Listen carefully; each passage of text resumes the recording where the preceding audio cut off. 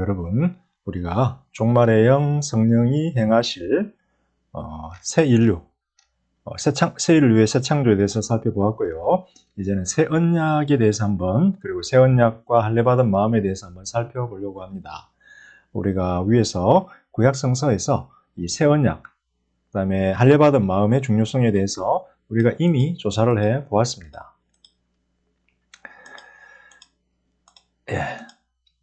자, 돌판에 기록된 바울은 고린도후서 3장에서 옛 언약과 새 언약을 비교를 합니다. 그래서 옛 언약과 새 언약을 비교를 하면서 새 언약은 성령을 통해서 오고 생명을 가져다 주지만 옛 언약은 율법, 모세 율법을 통해서 오고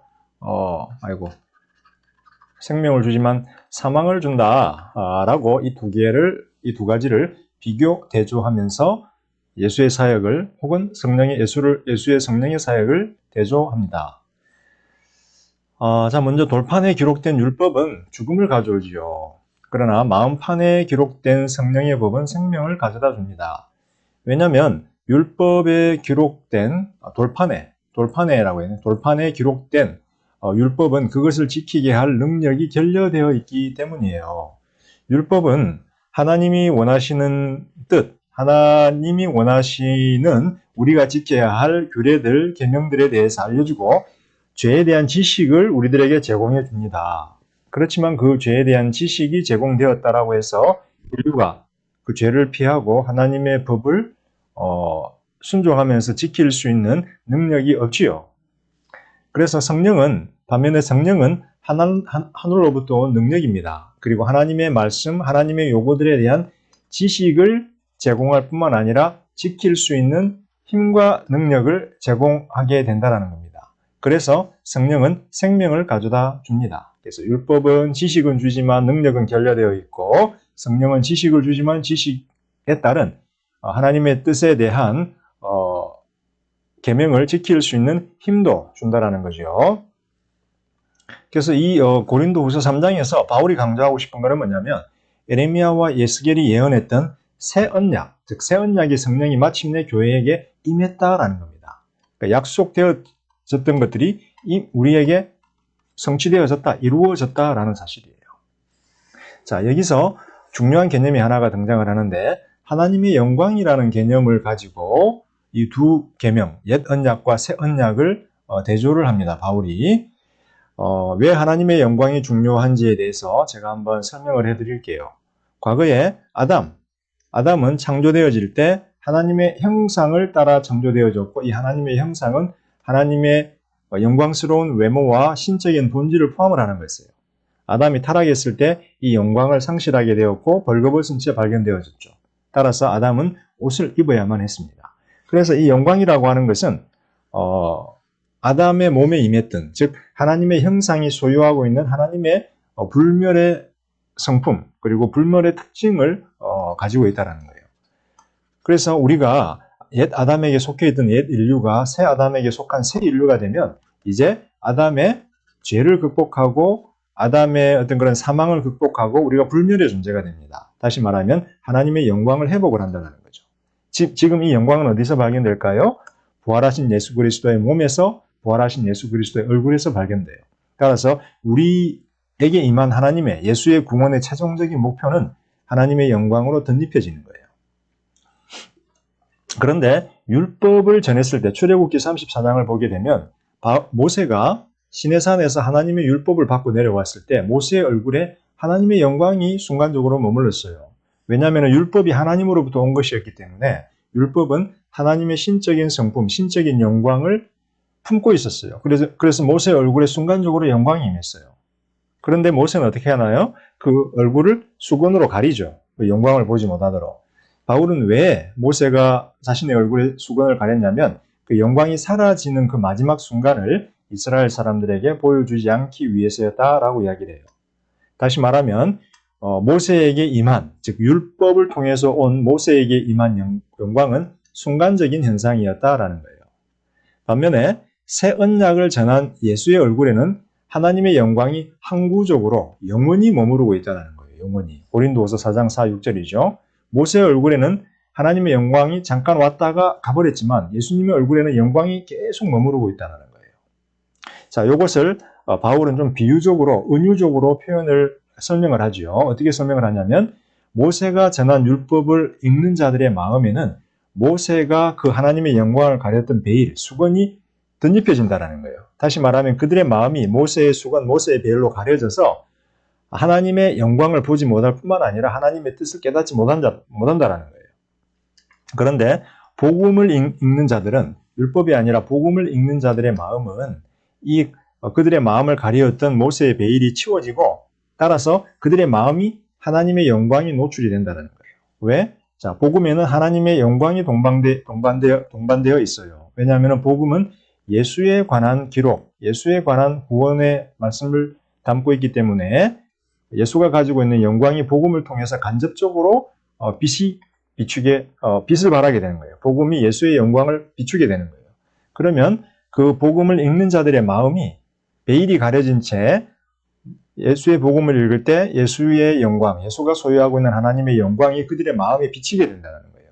그래서 바울은 고린도후서 3장 18절에서 우리가 예수를 볼 때, 주를 볼 때 주의 영광이 우리 마음에 비치기 때문에 우리가 영광에서 영광으로 계속해서 변화한다라고 이야기를 하는 거예요. 날마다 영광에서 영광으로 계속해서 변화한다라는 거예요. 그리고 마지막 순간에 우리가 부활하는 순간에 우리가 완전히 영화롭게 되는 순간이 오는 거죠. 그것을 우리가 영화라고 부른다, 영화. 그래서 영광스러운 변화가 날마다 지속이 되는데 어느 순간 예수님이 재림할 때 우리의 영광스러운 변화가 완성이 되고 영화로운 단계에 우리가 거하게 된다는 거예요. 이 영광스러운 변화는 두 가지 특징이 있어요. 하나는 내면적인 특징이 있고 하나는 외면적인 특징이 있어요. 하나님의 영광은 하나님의 신적인 외모인 동시에 하나님의 신적인 본성을 의미해요. 그죠? 둘 다를 의미해요. 외모와 본성을 다 의미를 해요. 그래서 영화라고 하는 것은 우리의 외모가 영광스럽게 바뀌어지는 것일 뿐만 아니라 우리의 본성이 하나님의 본성으로, 예수 그리스도의 거룩한 본성으로 바뀌어지는 걸 의미해요. 현재 우리가 경험하는 영광에서 영광으로 변화되는 변화는 내적인 변화를 의미하죠. 왜냐하면 교수님도 그렇지만 여러분도 그렇고 우리는 다 나이가 들어가면서 피부가 노화되고 얼굴이 노화되고 우리의 몸이 늙어가요. 그렇지만 우리의 속사람은 날마다 새로운 거예요. 우리의 속사람은 날마다 새롭게 변화되어 가고 있는 거예요. 그리고 주님이 오시는 그날에 재림의 때, 부활의 때에는 우리의 외면도 부활의 변화를 경험해서 영광스럽게 바뀌어지는 것이다. 그래서 여기서 중요한 것은 예수 그리스도의 복음을 통해서 예수 그리스도의 영광을 보면서 영광에서 영광으로 우리가 변화되고 있는데 현재는 우리의 내면이 변화되는 단계고 미래에는 예수님이 재림하실 때는 외면적인 부활의 변화가 이루어질 것이다 라는 거예요. 그래서 빌립보서 3장 20절, 21절에서 바울이 이렇게 이야기를 해요. 하늘로부터 예수님이 다시 오실 때 재림의 때에는 예수님의 부활의 몸과 같이 우리의 몸을, 죽을 몸을 예수님께서 그 부활의 영광스러운 몸으로 부활시켜 줄 것이다 라고 바울이 이야기를 해요. 현재는 우리가 내면적인 변화를 경험하고 있지만 나중에 재림 시에는 영광스러운 몸의 부활의 변화를 경험할 것이다. 그래서 우리가 지금 경험하는 영광스러운 변화가 완성이 될 것이다 라고 이야기를 해요. 여기서도 종말론적인 긴장이 존재를 해요. 즉 새 시대와 옛 시대가 공존을 하는 거예요. 그래서 우리 안에는 영적 전쟁이 일어나고 있다.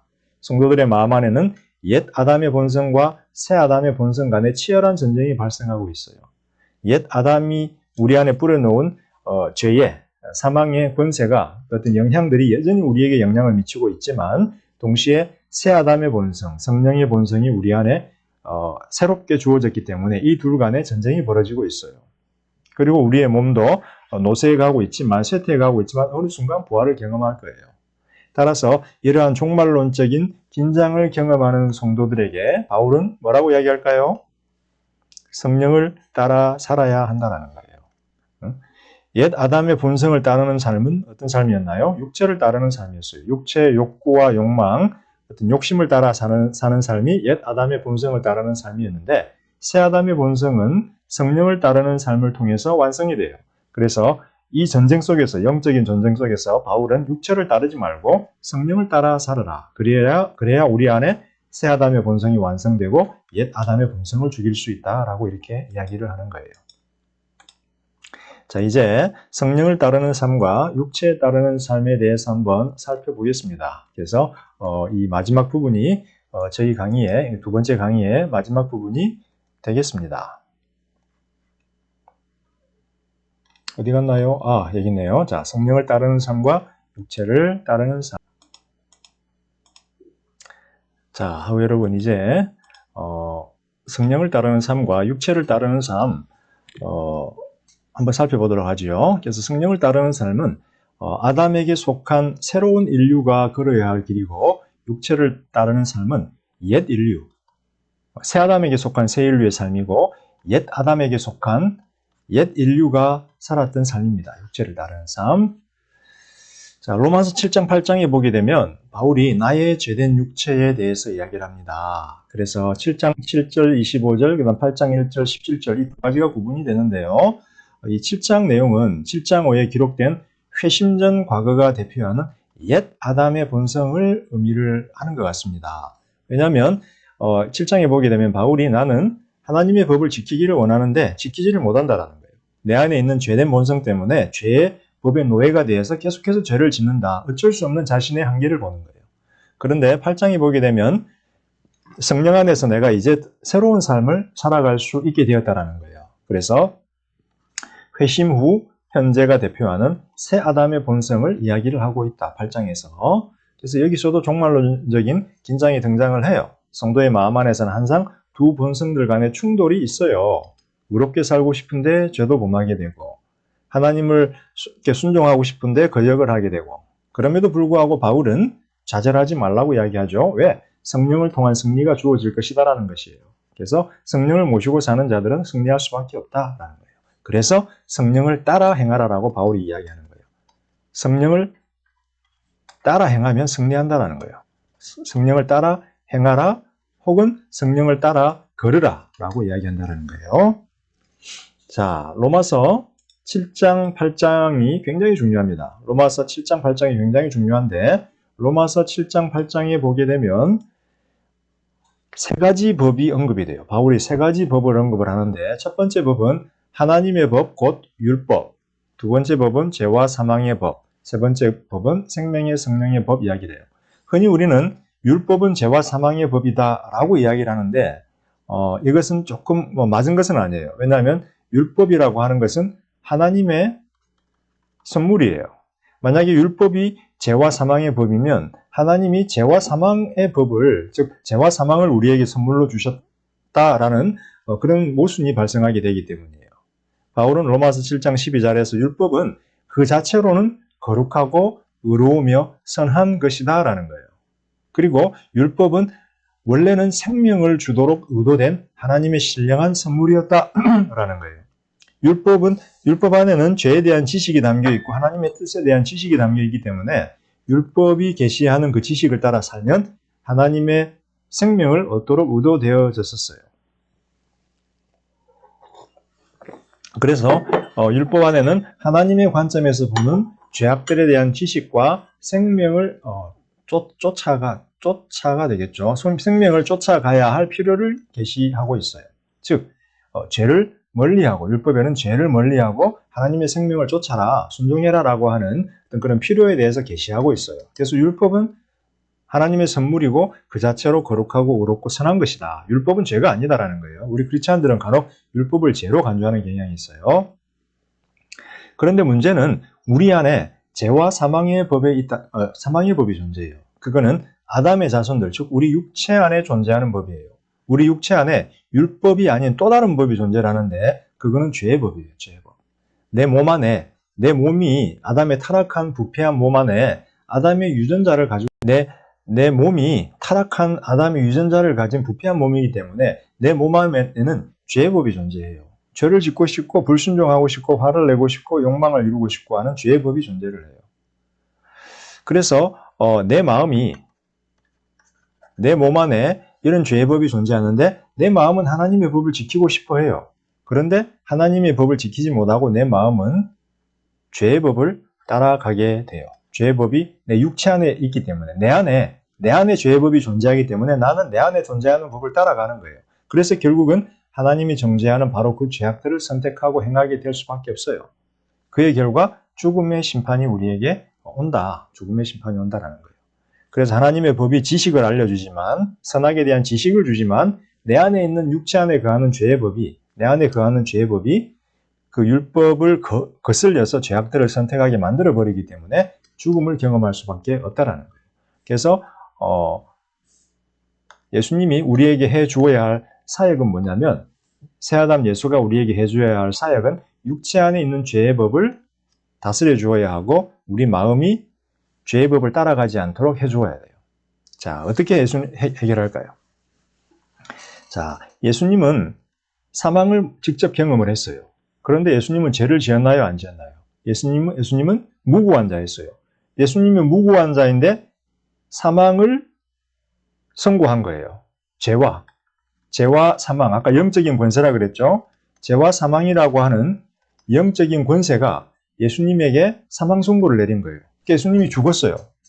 그런데 보니까 어떻게 된 거예요? 예수님이 죽었는데 예수님이 죄인이 아니고 무고한 자였다라는 거예요. 그러면 예수님에게 사망을 선고한 죄라고 하는 영적인 권세는 어떻게 돼요? 살인죄를 범하게 되는 거예요. 살인죄. 그러니까 죄가 예수님을 죽임으로써 살인죄를 범해버린 거예요. 그러니까 이제 영적인 권세인 죄가 살인죄를 범했기 때문에 이 죄가 사망을 경험해야 되는 거예요. 그래서 죄가 무고한 예수를 죽여버렸기 때문에 살인죄를 범했으므로 죄는 자신이 범한 살인죄에 대한 사망 선고를 받아야 하는 거예요. 그래서 죄의 법이 더 이상 예수에게 속한 자에게는 아무런 힘을 발휘할 수 없는 거예요.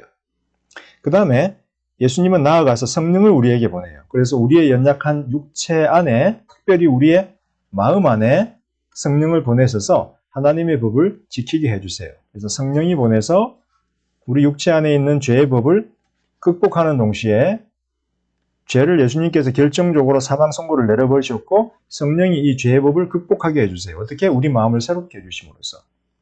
그래서 성령은 생명의 성령의 법이라고 불려요. 생명을 우리에게 주시고 우리를 다스리면서 우리로 하여금 육체 안에 있는 죄의 법을 극복하고 새로운 마음으로 육체 안에 있는 죄의 법을 극복하고 하나님을 순종하여 하나님의 율법이 요구하는 하나님의 거룩한 뜻을 완성하게 해주는 거예요. 그래서 예수는 율법의 완성이 된다. 자, 바울은 이렇게 이야기합니다. 육체를 따라 걸으면 하나님의 법이 제시하는 사망 선고를 경험할 수밖에 없다라는 거예요. 그러나 성령을 따라 걸으면 율법에 담긴 율법을 완성하는 거예요. 하나님의 요구들을 만족시켜서 하나님의 생명을 경험할 것이다 라는 거예요. 사망이 아니라. 따라서 성령 안에 거하며 성령을 따라 걷는 자들은 영생과 더불어 하나님의 자녀됨의 특권도 획득을 하게 돼요. 왜? 성령은 아들의 영이잖아요. 예수 그리스도의 아들의 영이기 때문에 성령을 모시고 사는 자들은 다 아들의 영 혹은 양자의 영, 자녀됨의 특권을 누리게 된다는 거예요. 하나님의 법을 지키고 하나님께 순종하는 자녀됨의 특권을 누리게 된다. 그리고 그의 결과 아담의 저주 아래 놓여있던 피조세계도 하나님의 자녀들의 영광스러운 등장을 고대하고 있어요. 왜냐하면 하나님의 영광스러운 자녀들이 새아담들이 예수 그리스도 새아담에게 속한 새아담들이 등장할 때 피조세계도 새롭게 회복이 되는 새 창조의 역사가 일어날 것이기 때문이에요. 그래서 로마서에서 바울이 이러한 논리로 자신의 이야기를 펼쳐갑니다. 자, 이제 마지막으로 성령을 따라 사는 삶과 육체의 욕심을 따라 사는 삶에 대해서 바울이 갈라디아서에서 좀 더 자세하게 설명을 합니다. 그래서 성령을 따라 사는 삶과 육체의 욕심을 따라 사는 삶을 갈라디아서 5, 6장에서 비교하고 있는데, 먼저 바울은 갈라디아서 4장 19절에서 예수와 연합하여 세례를 받은 자들은 예수 그리스도가 그들 안에서 온전히 형성되어야 한다라고 바울은 이야기해요. 그리고 그 일을 위해서 자신이 수고해야 된다라고 이야기해요. 그리스도가 우리 안에서 완전히 형성돼야 된다. 이게 무슨 말일까요? 그리스도의 거룩한 성품이 우리 안에서 형성되어야 된다라는 말인 것 같아요. 그래서 성도들은 미래에 있을 의의 소망을 여전히 기다리고 있어요. 항상 종말론적인 긴장이 바울의 신학 속에 있는데, 우리가 지금 의로워졌지만 완전히 의로워지는, 모든 죄로부터 자유로워지는, 완전히 의로워지는 그 종말론적인 해방의 상태를 우리가 지금 소망하고 있어요. 그리고 그 의의 소망은 곧 예수 그리스도의 온전한 성품이 우리 안에서 형성되는 것을 의미해요. 그래서 그 온전함을 기대하면서 현재 우리는 성령의 인도를 따라 살아야 합니다. 현재 우리는 이 미래에 의의 소망, 미래에 있을 의의 소망을 기대하면서 현재 우리는 성령의 인도를 따라 살아야 한다라고 이야기를 해요. 특별히 성령은 바울은 그리스도의 법이라고 하는 개념을 갈라디아에서 등장을 하는데 그리스도의 법은 뭐예요? 예수님께서 누가복음에서 보면은 한 서기관이 와서 어떻게 해야 천국 갈 수 있습니까? 하니까 율법에 뭐라고 기록되어 있대? 하니까 레위기를 인용을 하죠. 하나님을 네 마음과 정성과 몸을 다해서 사랑하고 이웃을 내 몸같이 사랑해야 됩니다. 그래, 그렇게 해. 하나님 사랑, 이웃 사랑, 즉 사랑이 바로 예수 그리스도의 법이라는 거예요. 그래서 모든 율법의 계명들은 한마디로 예수님께서 뭐라 그래요? 요약을 할 수가 있는데 모든 율법들은 한마디로 요약할 수 있는데 이걸로 요약이 된다. 그래? 하나님 사랑과 이웃 사랑으로 요약이 된다. 레위기 18장 15절, 그다음 갈라디아서 5장 14절. 따라서 믿음을 통해서 역사하는 사랑을 따라서 우리가 살아야 된다. 성령을 따라 사는 삶은 뭐다? 믿음을 통해서 역사하는 사랑을 따라 사는 삶이다.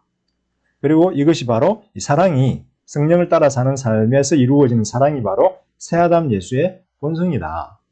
그리고 여러분들이 이제 갈라디아서 5장에 보게 되면 성령의 열매들이 등장을 해요. 사랑과 온유와 희락과 화평, 이런 성령의 열매들이 다 예수님의 본성이고 그리고 예수 그리스도의 사랑의 법의 구체적인 표현들이에요. 그래서 성령의 인도를 따라 사는 사람들은 성령의 열매들을 그 안에서 맺어가야 된다. 왜? 성령의 열매들이 바로 우리 안에 완성되어야 할 예수 그리스도의 본성을 의미하기 때문이다. 자, 성령의 열매들을 맺는 삶과 반대되는 게 있죠. 그것은 육체의 욕심을 따라 살아서 육체의 열매들을 맺는 삶이에요. 그래서 요거는 옛 아담의 본성이에요. 아담의 본성. 아담은 어떻게 했나요? 하나님을 경배하지 않았고 하나님을 사랑하지 않았고 불순종했고 자신을 향한 이기적인 욕망을 따라 행동했어요. 내가 먹고 싶은 거 먹었다라는 거예요. 선악과 먹고 싶으니까 먹고 하나님처럼 되고 옛 아담의 본성이고 이기적인 욕망과 행위들이에요. 자, 이런 사람들은 어떻게 되나요? 성령을 거스르며 성령의 원수가 되어 성령과 싸우게 돼요. 이런 사람들은. 그래서 우리 안에는 그리스도의 법이 존재하고 육체의 죄의 법이 존재해요. 그래서 우리 마음에는 항상 욕심을 느끼게 되고 육체의 열매들을 맺고자 하는 갈망들이 있어요. 여러분 안에, 저 안에 죄에 대한 갈망이 있는 거예요. 그 다음에 동시에 성령이 거하기 때문에 성령의 열매를 맺고자 하는 갈망이 있는 거예요. 이 안에 항상 싸움이 있다. 여러분이 제가 육체의 욕심과 열매를 맺으면 성령의 원수가 되고 그다음에 성령의 친구가 되어 성령을 모시고 살면 육체의 원수가 되어 육체의 열매들을 맺지 않게 되는 거예요. 자, 바울은 갈라디아서에서 신령한 자라는 표현을 써요. 그래서 우리가 다 신령한 자가 되어야 된다라고 이야기를 해요. 영적으로 신령한 자는 흔히 교회에서 신령한 자는 큰 은사를 소유한 자라고 우리가 오해하기도 해요. 예언이나 방언이나 기적이나 이런 치료나 이런 은사들을 소유한 사람을 우리가 신령한 자다라고 하는 경우가 있는데 그런데 갈라디아서 6장 1, 8절에서 바울은 신령한 자는 큰 은사를 소유한 자가 아니라 정욕과 욕심들을 십자가에 못 박고 성령을 따라 행함으로 성령의 열매들을 자신들의 삶 가운데서 맺어가는 자가 바로 신령한 자다라고 이야기를 합니다. 그렇죠? 은사도 중요하죠. 근데 은사도 중요하지만 여기서 중요한 거는 뭐예요? 성령을 따라 사는 삶은 육체의 욕심을 따라 사는 삶을 배척하고 육체의 원수가 되어 육체를 죽이는 거예요. 따라서 신령한 성도가 우리가 돼야 되는데 이 신령한 성도들은 성령을 따라 행함으로 성령의 열매들을 맺어가야 되는 사람들이에요. 이 성령의 열매들은 그리스도의 성품을 의미해요. 그리스도의 성품. 그래서 그 그리스도의 성품의 특징은 사랑이죠. 그죠? 사랑이에요. 그리고 하나님에 대한 순종이에요. 그죠? 그래서 성령을 따라 우리는 다 신령한 자가 돼야 되는데 신령한 자이기 위해서는 성령을 따라 행해야 된다라는 거예요. 그래서 성령을 따라 행하는 것, 성령의 열매를 맺는 것들이 중요한 이유는 이것들이 우리가 속한 새 창조, 새 세상, 새 아담의 본성이기 때문이에요. 자, 여러분 이번 강의도 여러분들이 즐거웠기를 바라고요.